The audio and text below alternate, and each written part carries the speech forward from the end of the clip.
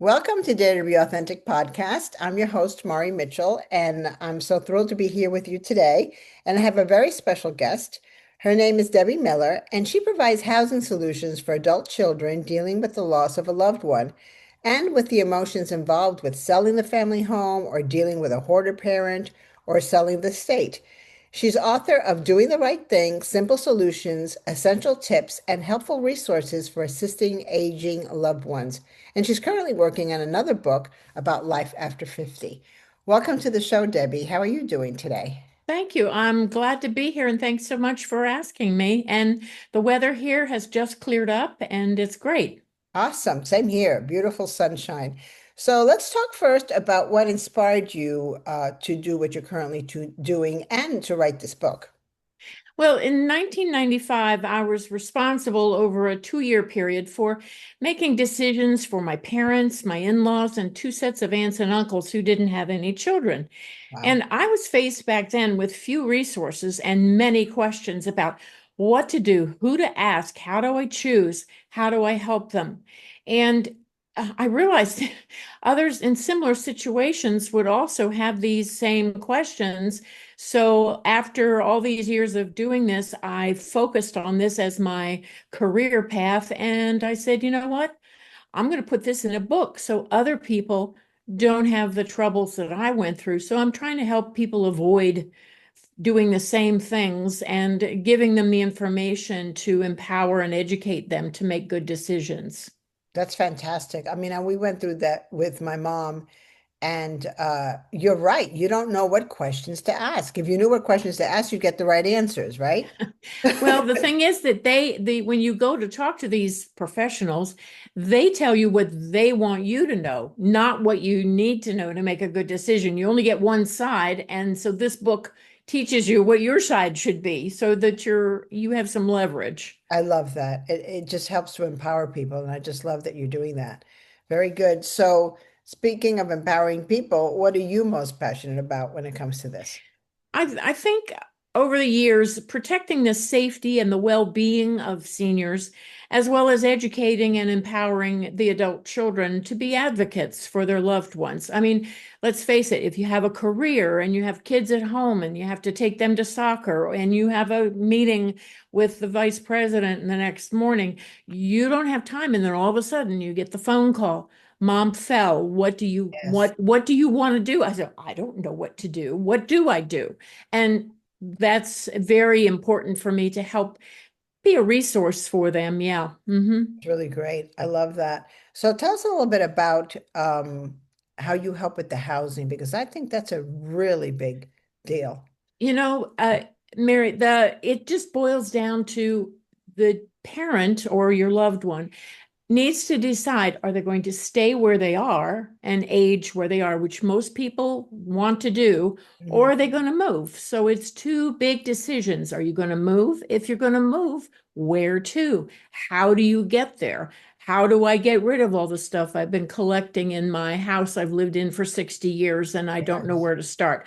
Or do I age in place? And I like to say we're creating a safe space to age in place because so much clutter it usually comes through in the end. I've been in homes where I have to walk sideways just to cut through, but you have to make that decision. You can't just sit there, and a lot of people want to, but there are other decisions about does the property, the residence handle accommodations correctly? Can you get a caregiver in there safely?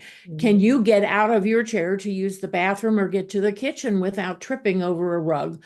Lots of things are involved with making that decision.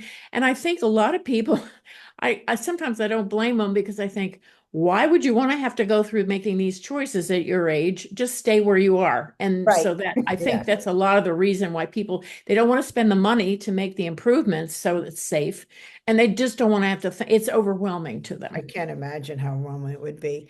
Yeah, So I'm sure that you have instances where the children, they know that a change has to be made. They know that things have to be cleaned up, or maybe even an actual move, because of the safety of the parent. right. So let's say the aging person is not on board. How does that dealt with?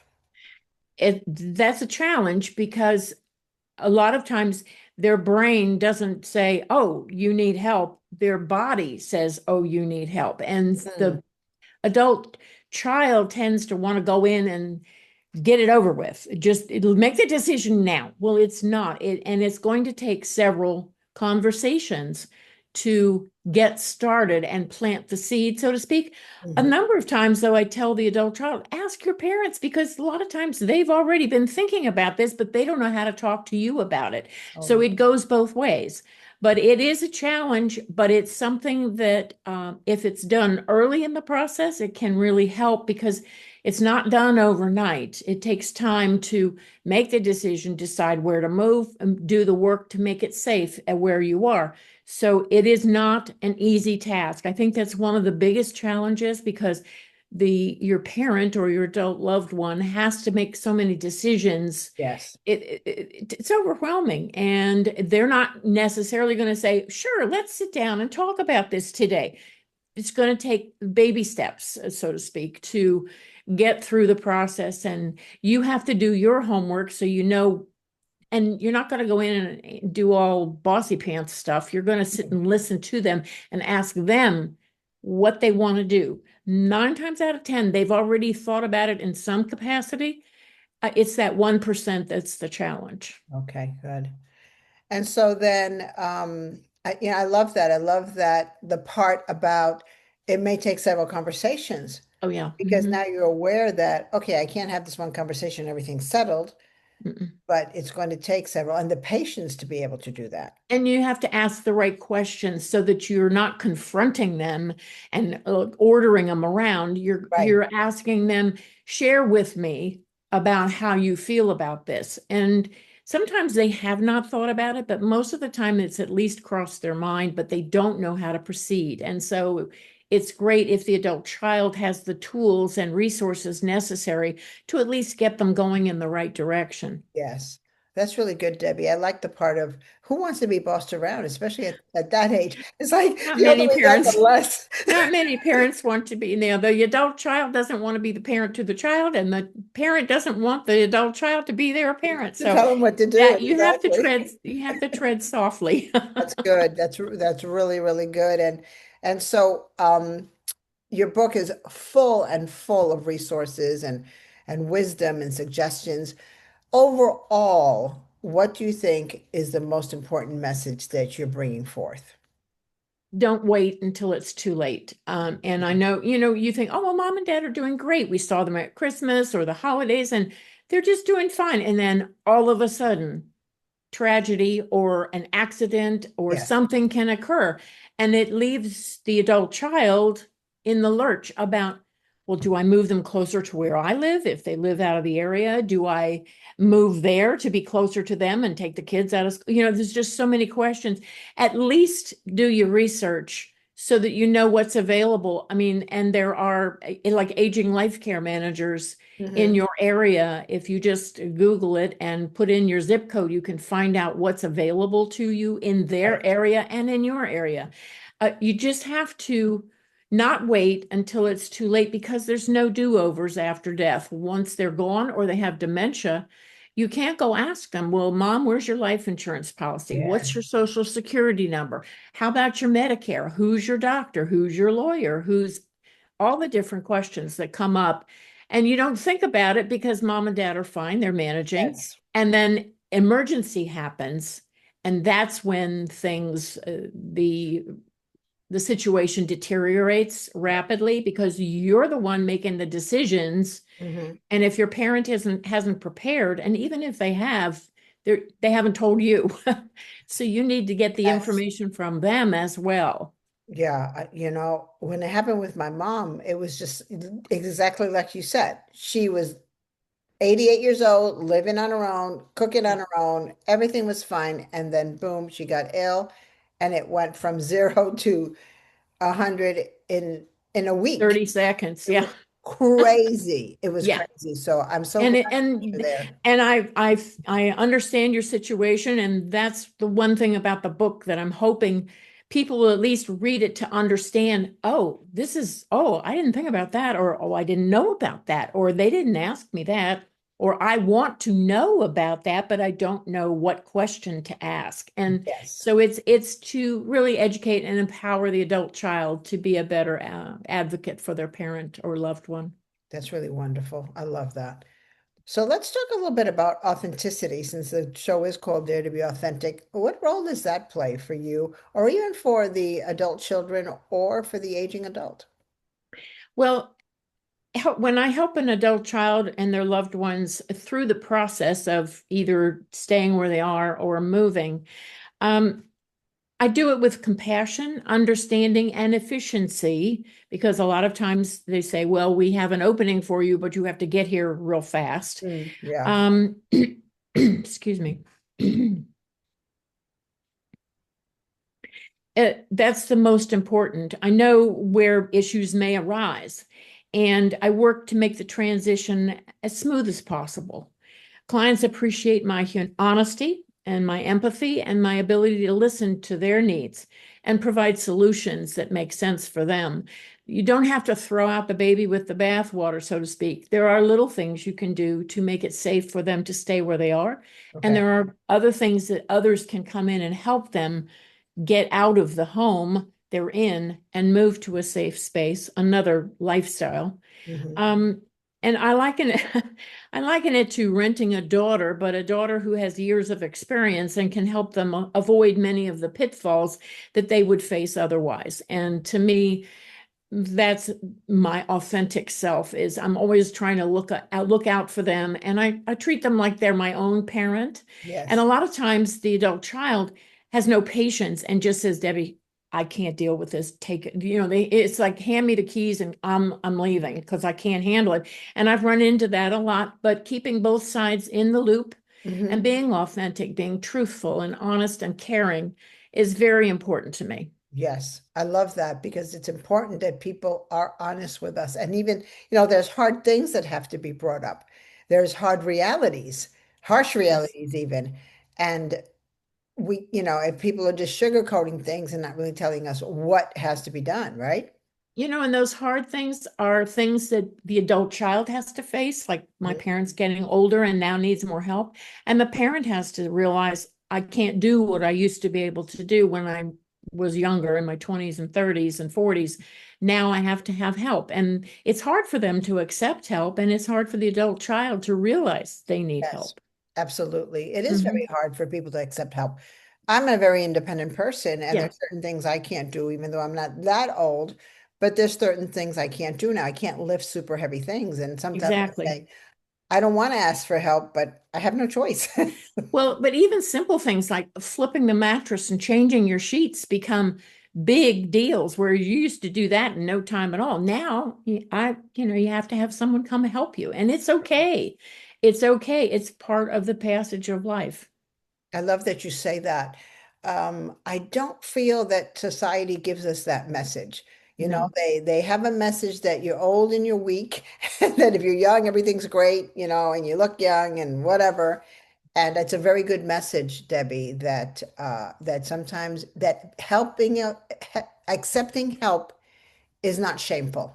No, it's okay. And quite frankly, why would you want to lift heavy boxes at your age? It's just Right. it's not necessary anymore. And the thing is though to be careful about who you ask for the help from, Hmm. because you want to make sure you're not taken advantage of. I mean, I've had situations where women live by themselves and they have the gutters cleaned out, and I go and check and I said those gutters have not been cleaned out, Oh, and they've paid money over years thinking that was done, and they can't understand why water's coming in through the soil in the base.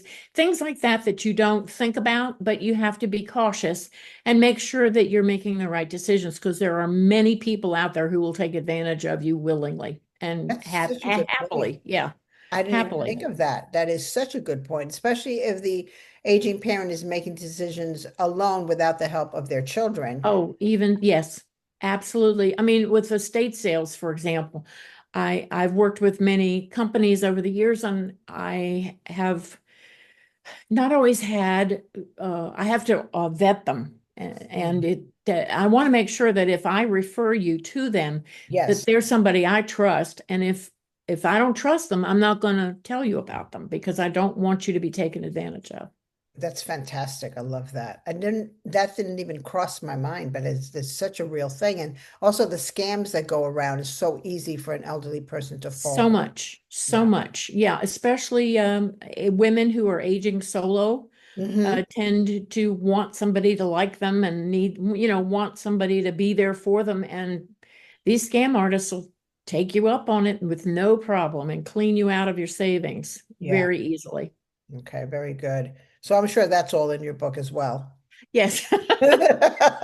Oh I dumped my brain in the book. my goodness. Okay. What do you think is the main message that you're bringing to the public with this? Understand that there are many decisions that the adult child and the parent will be making, and it's not something that you can do fast. You Mm, don't, it takes time to do it. It's up to you to learn what questions to ask and collect the information from your loved one to handle things. Because once they pass or succumb to dementia, it's all on you or whoever has, power of attorney, or is right. it executor for your estate or Okay. trust. And it's just not to, don't do it and start educating yourself now before it's too late, because there's no do-overs after death or dementia. It's just Right. not going to happen. And you're going to kick yourself if you could just say, I wish I had known. I wish I had. You don't want to do that. You want to be Right. able to say, I'm glad I did that, not I wish I had done that. Yes. Or I'm so happy that I'm aware of this and can do something about it now. Yes. In a position. I'm in a And position. even if your parents are doing great, that's not going to be always the case. And you need to at least prepare yourself for the fact that, maybe when you go visit during the holidays, you could start to broach the subject gently and just say, what kinds of things have you all been thinking about? Because maybe they've already been thinking about it and they just Yes. haven't discussed it with you because parents don't want to burden their children. So true. Well, they're busy, they have busy lives. I'm not, it's easy to understand, but there are ways to communicate just without being bossy or domineering and help the parent make the decision, Hmm. not the child. Right. I like that. Part of it is also it's a little bit morbid because as you get older, let's say you get older and then you become ill, and then of course, what's the next step? You die. So to broach that kind of subject with a child, it's like it's almost heartbreaking, right? Yeah, and I put in a section about grief Mm, after death in the book because I deal with a lot of people, a lot of adult children who regret that they didn't do enough when they mm, had the opportunity, or they're not happy. They wanted approval from their parent that they were doing the right thing, but they have to learn to forgive themselves and move on and realize that they did the best they could at the time with what they had. correct. And it's okay. And it's okay to grieve. Don't let anyone tell you how long to grieve. It's okay to grieve. And so many memories will come back to be with you and stay with you. Hmm. Yeah, that's very good. And the part about I think we all feel like we haven't done enough once a parent passes. You Yeah, and it's true. I felt that way about my in-laws and my parents, and I wish I had done this differently. And I thought about it after the fact, but then it was too late. But right. the next, as I did more and more of this over the years, Hmm. I learned, and I felt it was important to let other people know that it's okay to be this way and to feel this way, but to educate yourself so you can feel empowered. Yes, I love that. You use that word a lot, and empowered is a good place to be. And even regarding the medical system and all the things that Doctors, doctors suggest, doctors push.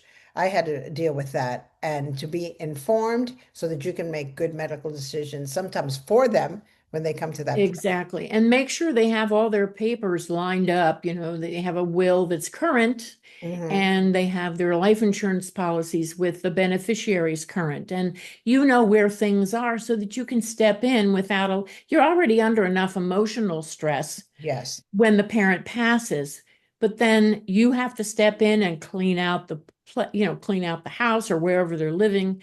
You have to make a lot of decisions. You have to cancel things. You have to notify Social Security. You have to notify the banks.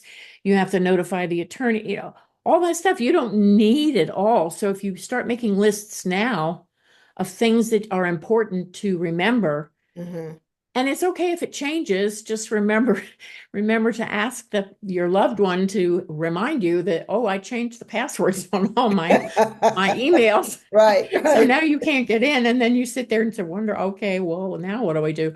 But it's just a lot to think about. And your emotions are not always in check because you have old recordings coming up from memories, maybe some sibling rivalry, maybe issues with mom and dad and how they treated you. And you don't need a lot of extra stuff. So it's just a way to help relieve the stress for you Mhm. and not necessarily make life easy, but simplify things for you. Yes, I love that. So this is a question, I don't know if you're going to like it, but from the parents' point of Mhm. view, as we get older and older, at what point do we begin thinking this way and saying, here, darling, here's my password. This is where I keep my will. In fact, in California, a will doesn't do it. You have to have a trust Right. or the Yes. And or I have a trust. Yeah, I right. recommend a Yeah. trust. Yeah, it's just easier. Yeah. Yes. And at what point does the parent uh, begin to say, it's time for me to start getting this together and getting it to my kids? Each person is an individual on their own. Some people may notice that they can't remember things and Right. they put it on a scratch piece of paper and now it's time to organize that. But a lot of parents don't ever think about it. And then other parents are real organized. So it depends on the parent as far as how much of a planner. Are they a planner or a procrastinator? Okay. And if they're a procrastinator, it could take a while. That's why I think it's important for the adult child to come in and gently start the conversation. But the adult may decide early on. I've had couples that decided while they were young that they were going to sell the house and move into an independent life community, and that was it. And Okay. they didn't want to be a burden to their children. Right. Other parents can't think about that either because they're bogged down with too much stuff to have to sort through and it's overwhelming to them, or they have bad memories from when they were younger and had to deal with their parents. Yes. But everybody should at least think about it. That's my edict for the day. Okay. They should at least think about it and make a list, just start making a list. If I had to stay here, what would I need to do? And if I was going to move, where would I like to go? Someplace warmer, someplace closer to my grandkids, someplace, just brainstorm and start thinking about it. It's not going to hurt anything to do that. It's not, Yeah. no one's going to make you do it unless the issue comes up that you have to. But Yes. start making a list of, if I had a wish list of where I'd like to live. I mean, the same house you've been living in since you were in your 20s and 30s doesn't necessarily accommodate you when you're in your 60s, 70s, and 80s. It just doesn't happen. The hallways are Right. too narrow, the bathrooms are too small, any number of things. But you need to start saying, I can't do this anymore. Right. And then what do I do? What's the next step? And I think that's where parents get bogged down is because they don't know what the next step is or how to get to it. And so rather than thinking about it, they just say, okay, I'll just forget about it and I'll do whatever I'm doing and keep doing that because that is something I know. And they don't want to give up control of Yes. their life. And what they currently know, even though where they are may be dangerous, Hmm. they want to stay there because it's safe. I know it. Yes. I can control my surroundings. But Yes. everyone needs to at least start making a wish list of what they could do if where they'd want to live if they really could. That's a really good suggestion. I like that you call it a wish list because it makes it a little bit more positive. It's not definite. Yes. It's not a death wish, it's You a don't wish have to do, list. because if you thought about all the things you had to do to get moved, it's Oh my gosh. overwhelming. I know Yeah, moving and is one of the most stressful things. And I always say I never want to move again because it's just so hard. well, especially if you have had the death of a spouse and then you have to decide about moving. Mm. That's two major things. And the move itself, that's It three major life challenges that you've had to face in a relatively short amount of time. And it's just, it doesn't happen overnight. It's going to take time. So be patient on both sides. Be patient with yourself as the parent and be patient with your parent as the adult child. Okay, good. Okay, awesome. So we have about 6 minutes or so. Oh, okay. We got time? Is there something I could say one last thing, but something that you really want to make sure that you say to the listener today that's on your heart? I would say be patient and do the best you can with what you have and what you know, and educate yourself to the best of your ability. Find out, ask questions, do Google searches, whatever it takes to get you started. But there are so many resources out there with good information to help you. But make sure you have the basics lined up ahead of time. Make sure your parent has their will or their trust, preferably, accurately. Has it been updated? In many states, an original of the will has to be presented, and even with a will, it has to go through probate. So it's just many decisions to be made. But if they don't even have that lined up, Hmm. and at least know who is their doctor, who are they under the care of, what are their prescriptions, know those things. They're very basic things, but a lot of times you walk into your parents' house, they're not going to exactly say, well, I'm on this 20 milligrams and I'm on that for da da da, and I do this twice a day. They're not going to tell you. Right, But it's important to at least have that information as a resource for you.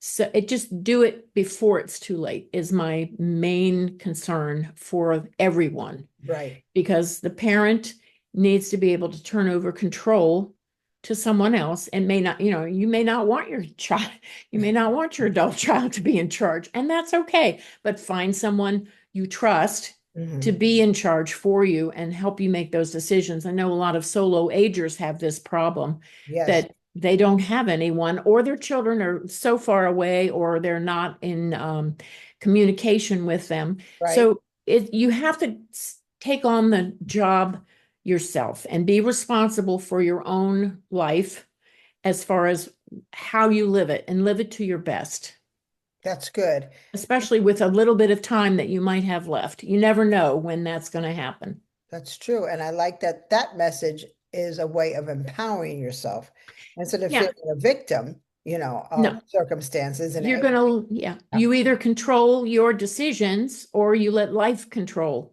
what you decide. that's perfect. And it's going to happen. Fantastic. I love that. I love everything you're saying, Debbie. Well, thank you so much. I'm glad I could share. I hope I helped some people with it. But after doing this for so many years, I just see people making mistakes and they come back, especially the adult children, because they're full of remorse. And they Mm, say, oh, I wish I had, or I didn't know, or I should have done this. right. And I say, forgive yourself and live your life Yeah, for whatever time you have left. Live it to your fullest. I love that. So I'm going to ask you one more question. What is the most wonderful thing or satisfying thing as you've helped? I know you've helped so many people, but is there something that just sticks out that just really touched your heart as you helped somebody? Um, I think I think of one couple in I think of one couple in particular.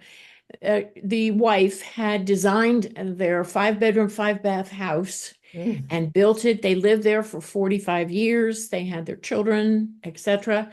And the time came and she was given a deadline by the community she wanted to move into. And they said, you have 90 days. And so she called and she said, I have to get started. What do I do?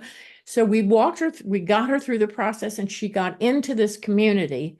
She said, Debbie, I feel like I'm on a cruise ship. I don't have to do a thing. I absolutely love it.